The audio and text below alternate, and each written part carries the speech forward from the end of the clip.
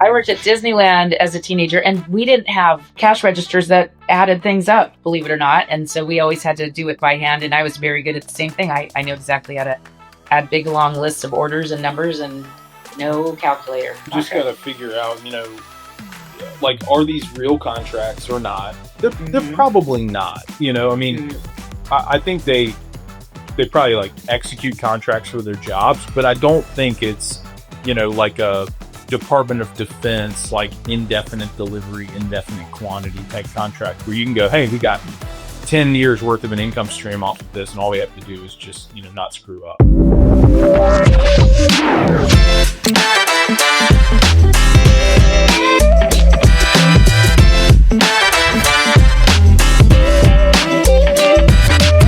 Hey, Michael here. Welcome to Acquisitions Anonymous, Internet's #1 podcast about buying and selling small businesses. Today's episode was done on a Vegas deal that we inadvertently figured out who the owner was because it looks like he's selling it himself.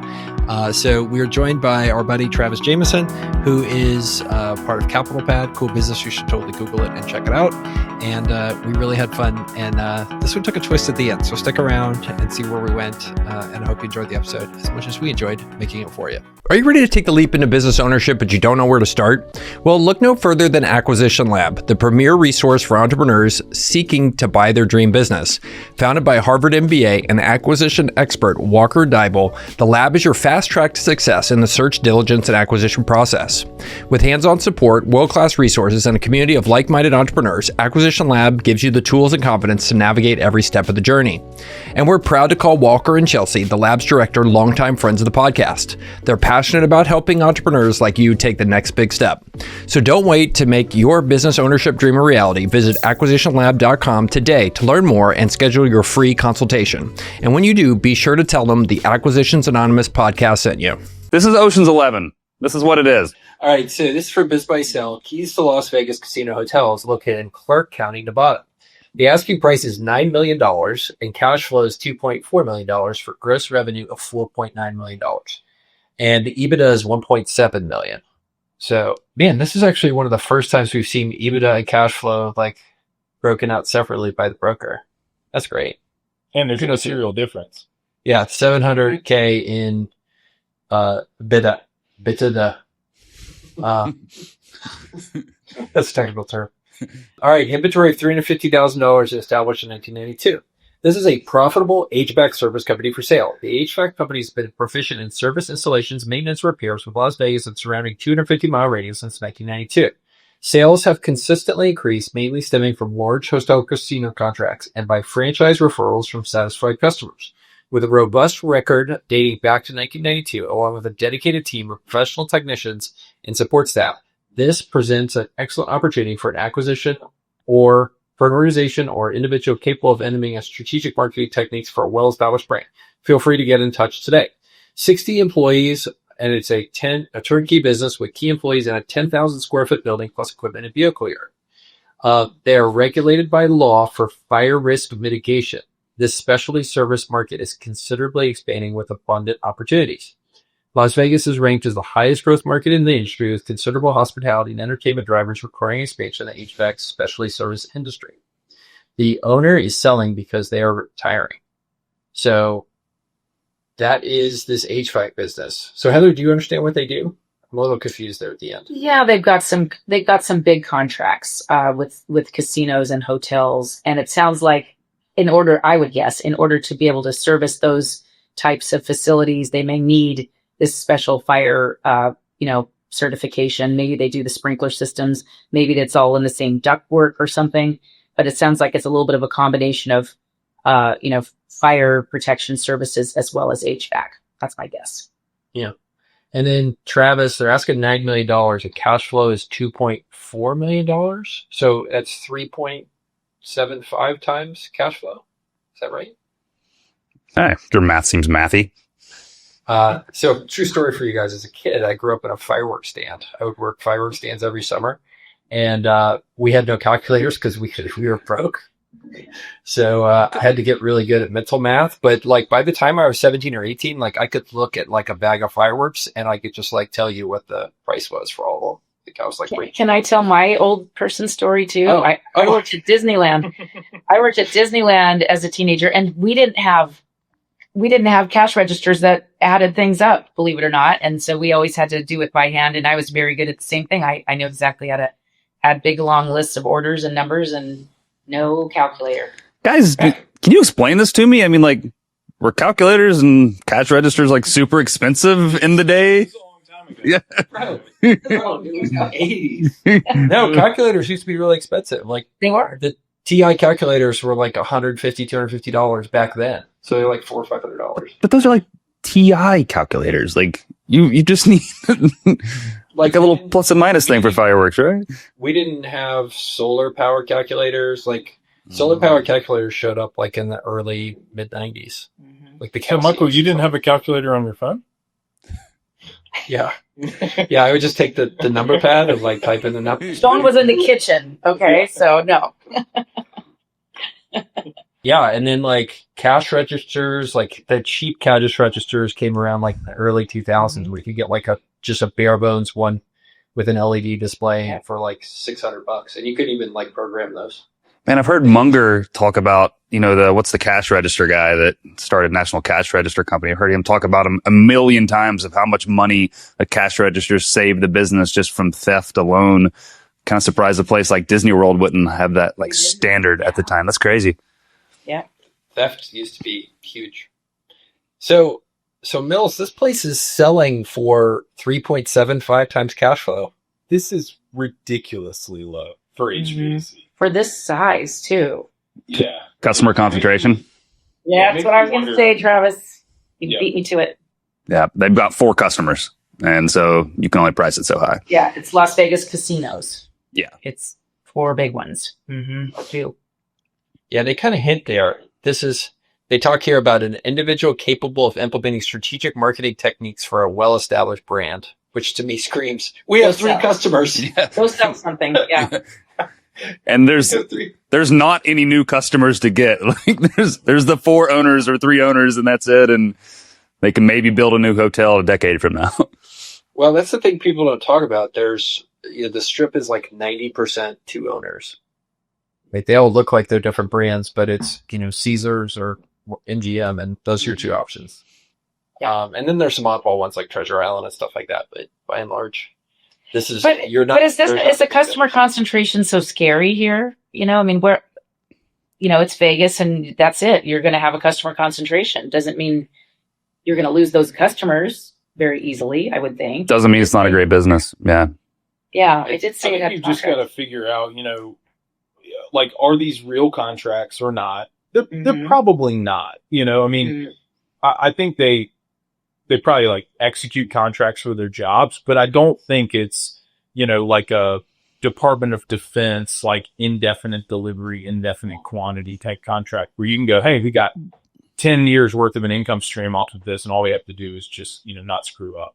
I think this is probably a little bit looser than that, but the head maintenance guy at this company knows the head maintenance guy at the hotel.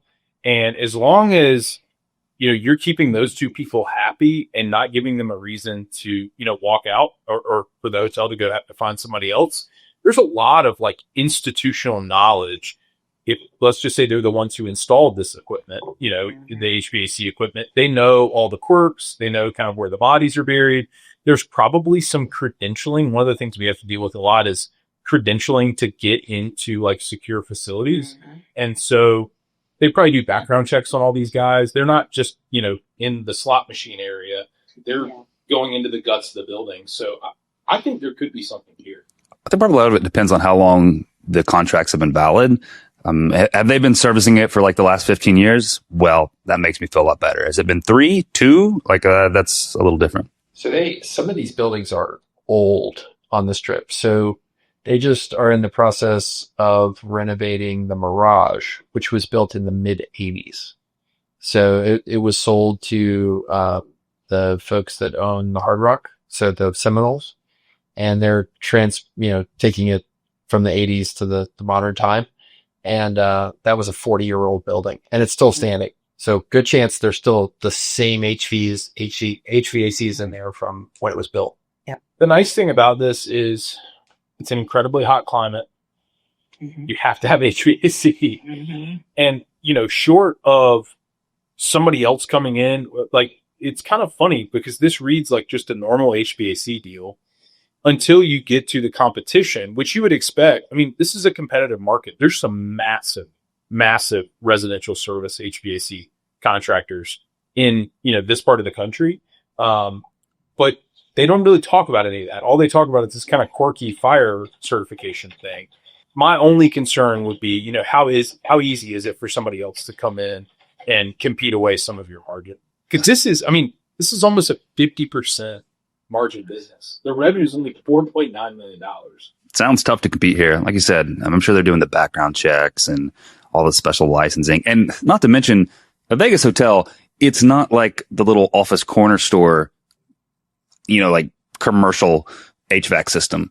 This is a hotel with like thousands of guests and God knows how it all works. I have no idea, but this is a very complicated thing. There's gonna be like blueprints to it, I'm sure. Oh yeah. Yeah. And I mean, it makes me wonder, given how kind of small the revenue is, maybe they're not doing regular HVAC. It may be that they're doing kind of a subset of mechanical work that they just say fire risk mitigation. But if this was a sprinkler business, like if this was a fire suppression business, they would say that. And those businesses have been like rapidly consolidated in the last decade. And it was kind of a heyday for a roll up. It says franchise referrals from satisfied customers. Is this a franchise? Or is it from like the other hotels?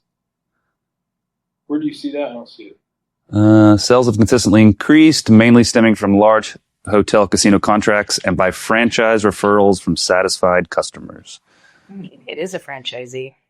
I'm more wondering if that's like franchise referrals. Yeah, I don't know. Maybe it's like shared ownership. Like, to Michael's point, there's not that many distinct owners, like in terms of the end owner of these assets. Yeah. So it may be that it's like, hey, the maintenance guy at this hotel referred me to the maintenance guy at the other hotel, and they're under different franchise brands, but at the end of the day, they're owned by like the Wynn or whatever. It feels like there's something we don't know because it just doesn't make sense. Like, doesn't make sense that this just looks too good. So there's something missing. So I would be really curious. Somebody should figure it out. Not me, though. Definitely you, Travis. It says the business is listed by Scott Foster. And usually when the business is listed by a broker, they have a picture and a link to their website and stuff. I'm wondering if Scott is the owner. Mm-hmm. Were you once out of me, Michael? Well, I'm Googling it. Yeah. Las Vegas business broker. Well, here he's listed as actually a business broker. Scott Foster, business broker. Oh, wow.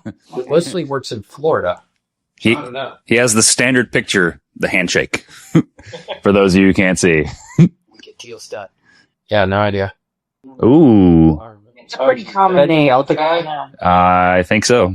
Uh-oh, you did. Yep. Well, I just Googled. I was Googling the broker, and I think the guy's name came up. So maybe this Wyoming is himself. They say fire prevention, commercial kitchen exhaust cleaning. This makes a lot more sense. Commercial kitchen exhaust cleaning. Okay. And that is a fire safety measure because, if you have grease in your hoods, they can catch fire. Hoods or ventilation, that's where you get the HVAC. Yeah. He's just trying to say HVAC so all the private equity guys come knocking. Hey, heard you had an HVAC. Is it for sale? Can we buy it? Yeah. So this is really interesting. Okay, so these guys are not doing straight up HVAC. They're doing commercial kitchen exhaust cleaning. 27 years later. Hey everybody, if you've listened to the show, you've probably heard us talk about franchises. While franchises can be a great path to business ownership for the right person, there's a lot of pitfalls, and it's important to be really careful as there are certainly good franchises to be in and bad franchises that you don't want to be in. Connor Gross is a friend of the pod and a resident expert on franchises, and Connor not only owns and operates his portfolio of multiple franchises, but he's also a franchise consultant and helps others work through, picking the right franchise for them. So as he's sponsoring today's episode, everyone should totally click in the show notes below to join Connor's newsletter and attend one of his Gateway to Franchise Ownership workshops. If you're ready to move and move quickly, schedule a call with Connor and his team today. And I have done a business. I worked with a client that bought a business like that. I invested in a commercial kitchen repair service, actually. Yeah. There's an interesting tidbit in his, go back to his bio, Michael. It says that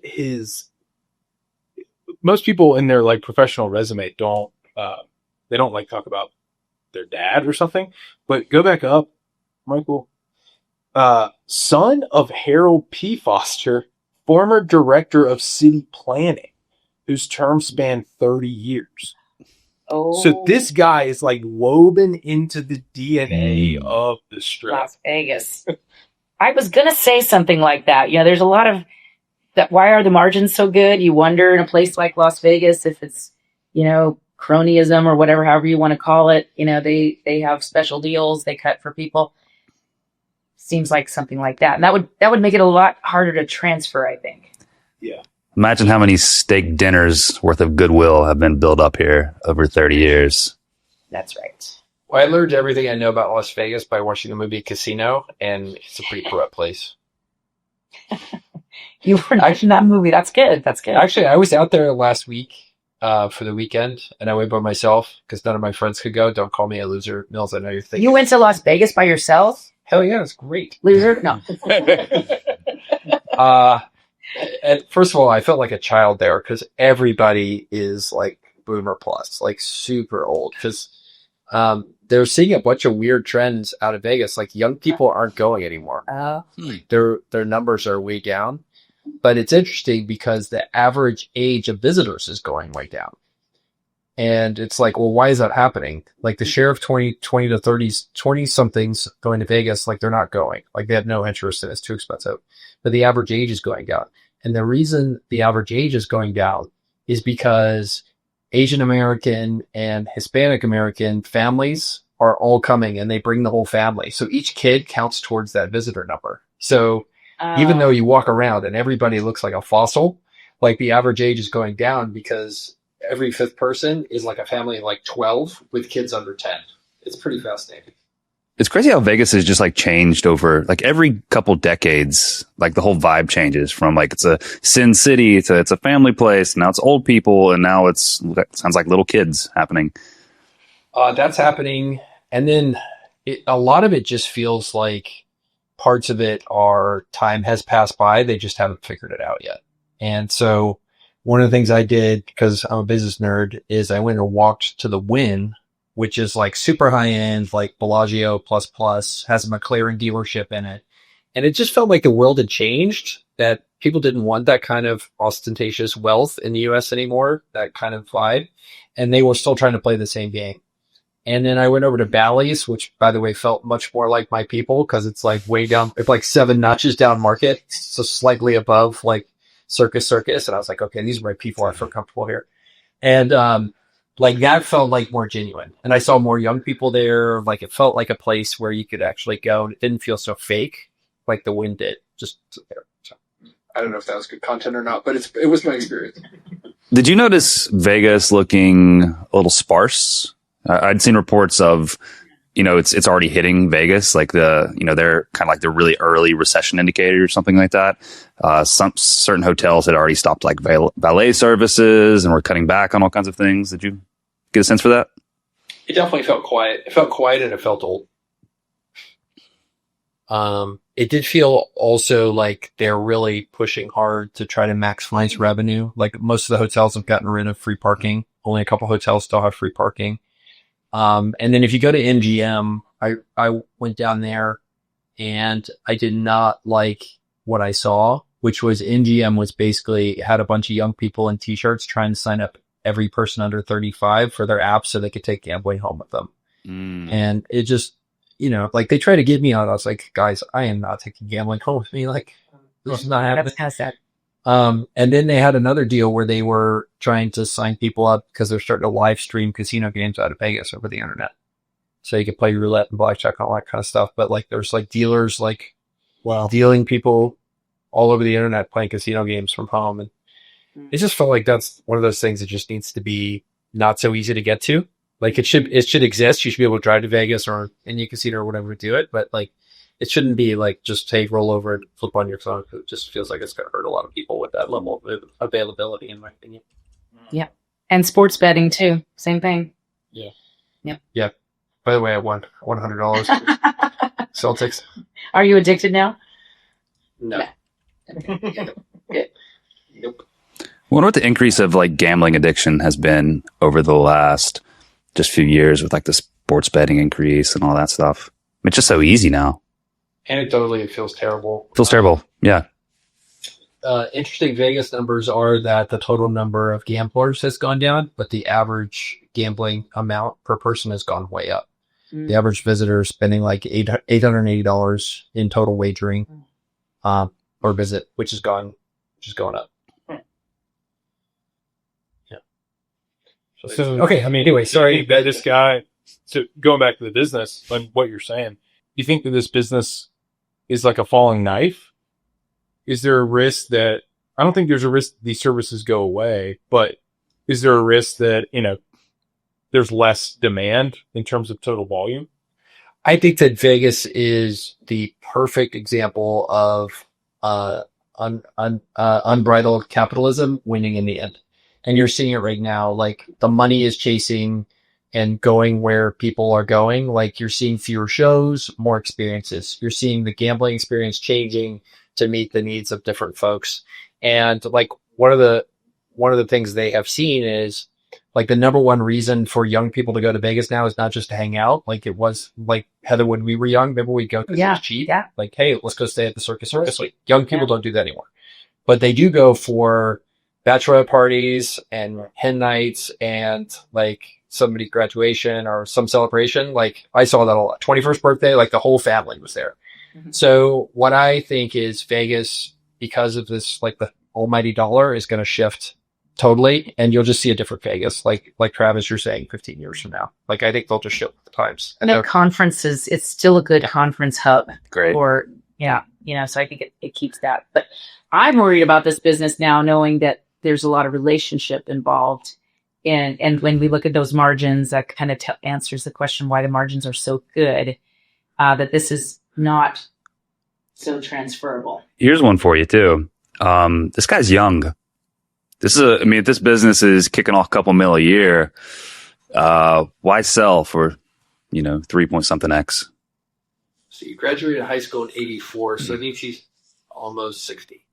Oh, Yeah, he's not. all right. Well, that picture is quite old then. Yeah. Yeah, that's an old picture, I think. But there is a way. Let's say best case scenario, the bull case of this is, Scott wants to retire, but he's willing to stick around. He's willing to transition the relationships. He's not asking 8 times. There's a realistic path towards kind of getting, your principal back. This is definitely a financeable business, right, Heather? I mean, short of some catastrophic customer concentration, which maybe even some lenders could get comfortable with. I think they could I think they could, just because of where it is and the fact that you've only got so many casino owners in the town, and that's what they specialize in. So I think, but you have to go kind of low leverage. This is not a business you would get a lender on board with a high leverage. And it's a little too big for SBA if you're going to pay the $9 million for it.